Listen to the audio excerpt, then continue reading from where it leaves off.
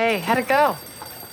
He's in Bellevue. Welcome to MsMojo, and today we're ranking every partnership in the Special Victims Unit. We'll only be looking at team-ups that lasted at least one season. Sorry, Danny, but you and Elliot would have been in last place anyway. I can't do this. Number 12, Olivia Benson and Nick Amaro. Sometimes it seems like Amaro is determined to disagree with everything Benson says. Nick, just so you know, I didn't ask Harris to make that switch. I know you didn't. I did. You did.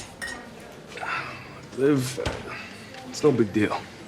One thing about you need to have a partner you can trust. Of course, it was going to be tough for Olivia to adjust to having a new partner after working with Stabler for more than a decade. But Nick doesn't make things any easier on her. Could have called his own cell. Or his wife waited 3 hours to call him. Gives her enough time. The woman is gravely ill. What are you saying? Just that we should go back to her. In the first couple of seasons they're partnered up, they clash constantly. It's my daughter. Everything's a negotiation. Gee, I wonder where she gets that from. Amaro's turbulent personal life and short temper don't help. Although their relationship improves over time, we never get the impression that Olivia truly feels like she can rely on Nick. You'd think they'd get along better, since Amaro is almost as hot-headed as Stabler was. I get it. I'm sorry, Nick. Don't be. Number 11, Tutuola and Joe Velasco. By this point in the series, partnerships aren't as well defined as they were in the early days. But after Grace Muncie leaves, Velasco partners up with Finn more than anyone else. So we're counting this duo for our list. Pushed in with force, damaged the wall. Any chance he left a partial? We can hope so. Finn occasionally has to take a hard line with Velasco, but aside from that, they mostly get along. It's us. Have you noticed that? Yeah, I've noticed a pattern. Let me ask you, Sarge, why do you think that is? What, am I the ambassador for our entire gender now? The problem with this pair is that they're a little too much alike. Both had rough childhoods and were actively recruited by gangs. Both are more empathetic than you might expect based on their backgrounds, and their tough guy exteriors. We all make mistakes, okay? And even in the NYPD, there's room for redemption. You don't think Benson sees it like that?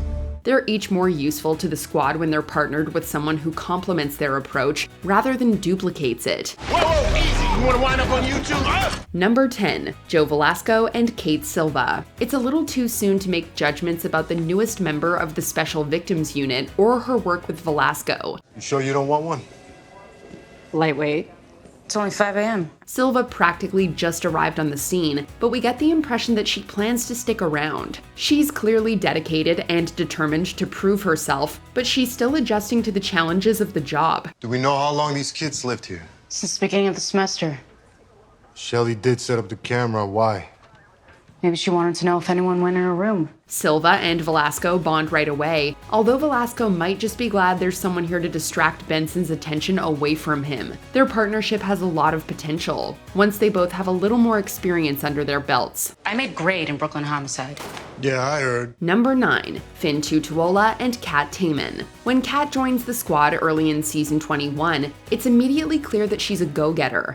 That's a fresh tattoo, so all we gotta do is check out tattoo parlors. Already did. I started with parlor websites near Port Authority, East Village, Uptown, and I found this. Gretchen, artist in residence in the Heights Tats. Well, let's go. Just spoke to her. She knew where Isaac lives. Didn't ask why. Good work. Finn takes her under his wing and is impressed with her drive. In fact, she's so eager that the rest of the team occasionally has to reel her in. He's stashed it someplace and I know it. I will canvass every parking garage in New York if I have to. She and Finn have an easy rapport, and their personalities are a good match. Finn is genuinely happy for her when he reveals that she's been promoted to detective midway through season 22. Listen, if you're gonna be a detective, you gotta learn to ask smarter questions. Wait, what? Congratulations, you're getting promoted. However, Kat's passion for the job is what ultimately does her in. Unable to handle the emotion that comes from dealing with victims, she calls it quits just half a season later. If she'd stuck around longer, she and Finn would probably be higher up this list. When I was younger, I hated naps. Never wanted to miss anything. My dad would put me in the stroller and tell me that we're going for ice cream, and by the end of the block, I was out. Number 8, Finn Tutuola and Terry Bruno. Don't let Bruno's rugged exterior fool you. There's more to him than meets the eye. You weren't in the room. The air had a certain funk. A funk?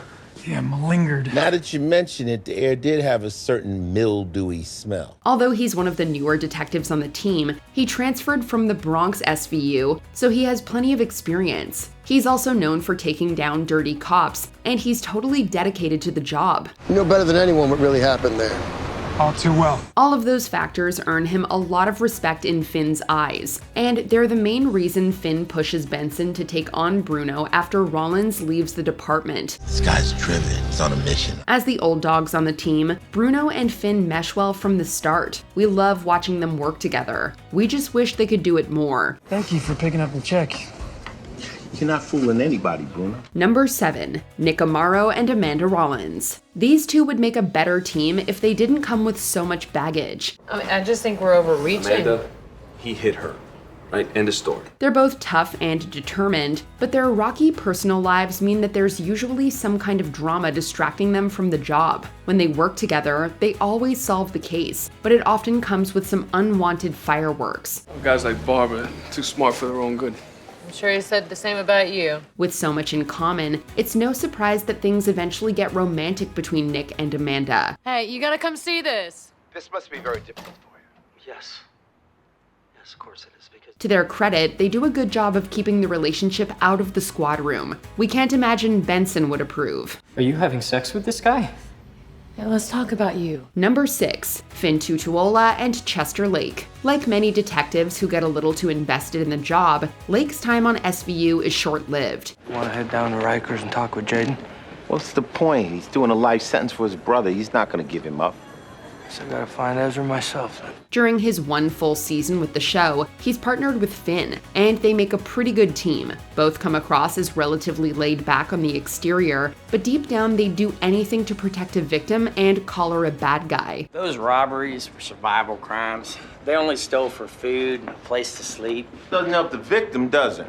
Those boys had never hurt anybody, much less kill them. You're so sure they're innocent. Why don't you tell us where they are so we can help them get off the hook? And we do mean anything. At the end of season 9, Lake finds himself on the wrong side of the law when he kills a couple of dirty cops who had assaulted women. It turns out he and Finn didn't trust each other that much after all. You'd shoot me in the back? If I have to. Number 5. John Munch and Brian Cassidy. Look, we love Cassidy, but even he would admit that he was never cut out for SVU. Are you out of your mind, huh? You want to be arrested again? No. Then you answer my partner's questions. The first season has a much jokier tone than the rest of the series, and Cassidy's immature attitude is a big part of it. Munch, of course, is also known for his dry sense of humor, and he and Cassidy make a pretty entertaining comedic duo. Ever think about having kids? Why? Can I have you? Brian clearly looks up to the older detective, even though he frequently gives him a hard time. Cassidy, what's up? Whatever. You know, my generation pioneered that succinct abstraction, but whatever to me means diddly. Cassidy washes out of the department before the first season ends, but fortunately he later becomes a recurring character and an important ally to the team. He's matured, but he's still as snarky as ever. Detective Cassidy, you spent 3 years undercover as muscle for a pimp named Bart Ganzel, isn't that right? Yeah. My severance was 2 bullets in the chest. Cassidy, can we practice answering the questions in the order I asked them? Okay. Number 4. Amanda Rollins and Sonny Carisi. There are sparks between these two from the first time they meet. Rollins and Carisi. Call me Sonny. Sorry, Rollins and Sonny become about as close as partners can be. He admires her strength and determination through everything that life throws at her. It's hard to know what actually happened in cases like these. If you can't take that, SVU isn't right for you. Nah, I get it. I'm good here. She loves his deep sense of morality and the fact that he's always there for her. When he quits the squad to become an ADA, she understandably feels betrayed. You made that bed, you can lie in it. Excuse me? Now then, what did you think would happen when you moved over to that place? Because it's all about politics, which is not your strong suit. It's clear that Amanda has come to depend on Sonny over the years. Later, of course, they form a different kind of partnership. They work even better together as husband and wife than they did as detectives. Number 3. Finn Tutuola and Amanda Rollins. It's tempting to characterize this pair as big brother and little sister, but that doesn't give Rollins the credit she deserves. Not what I expected. It's a little tame for freak night. Ready to party? That said, Finn clearly feels protective of her. By the time she joins the unit, Finn has over a decade of experience under his belt. I ran down the other incomings. It's a lot of Wall Street guys ordering deliveries from a health food store. Yeah? Let's find out what kind of protein powder they're talking about.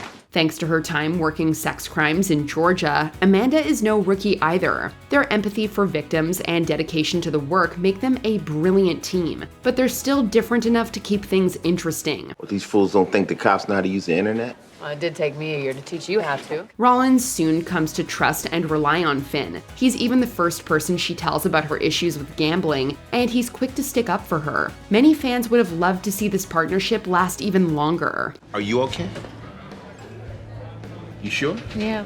Number 2, John Munch and Finn Tutuola. Dick Wolf could have created an entire series just about these two, and we would have watched it. Look, we got his cell phone number, we got him. Yeah, and I got a small ventricular rupture. Pull that at me with no warning. What's the matter with you? On the outside, they may look like opposites, but they couldn't be a better match. Now, if you were still a bright-eyed little kid, what would that look like to you? Death trap? You're pathetic. That's the coolest forge ever. Munch's dry wit and I've seen it all mentality is the perfect complement to Finn's no-nonsense attitude. Their banter is often the best part of any episode. You can't keep us in here! I'm sure your daddy will bail your ass out. I called him 2 hours ago. Looks like Daddy thinks he could use a night in jail. And though they're constantly giving each other a hard time, it's obvious that deep down, they really care for each other. If not for Rollins, Finn would probably be lost after Munch's retirement. The CIA! Brainwaves! I gotta say, the man does crazy good. Good. It's the same old crap he says every day, only louder. Before we continue, be sure to subscribe to our channel and ring the bell to get notified about our latest videos. You have the option to be notified for occasional videos or all of them. If you're on your phone, make sure you go into your settings and switch on notifications. Number 1, Elliot Stabler and Olivia Benson. Admit it, these two are the reason you fell in love with this show. They're one of the most iconic non-romantic partnerships on TV. The first time we talked to the good professor, Chuck was an angel. Today he's a slacker with a hangover. And despite what many people around them suspect, they never bring romance into their relationship. However, Stabler definitely spends more time with Liv than with his wife, and you could argue that Liv even knows him better than his wife does. The chemistry between them is probably one of the biggest reasons Law & Order SVU became such a big hit. I wasn't planning on coming back.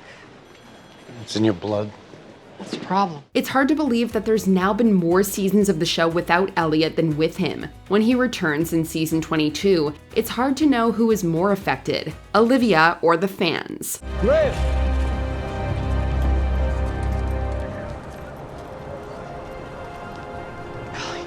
Which SVU detective would you want as a partner? Let us know in the comments. John Munch, Romanian, the handsome one. Do you agree with our picks? Check out this other recent clip from MsMojo and be sure to subscribe and ring the bell to be notified about our latest videos.